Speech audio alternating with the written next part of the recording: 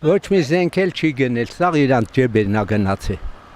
3.5 միլիարդ փող իրանց դեկտեմբեր ամսի վերջին պարգևավճարներ սաղին տվեցին,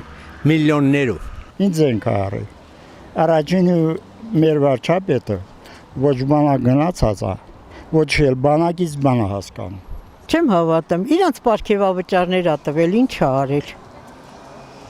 Պարգևավճարներ, իսկ մի աղքատի ցույց են տալիս էլի ինտերնետում, աղքատները են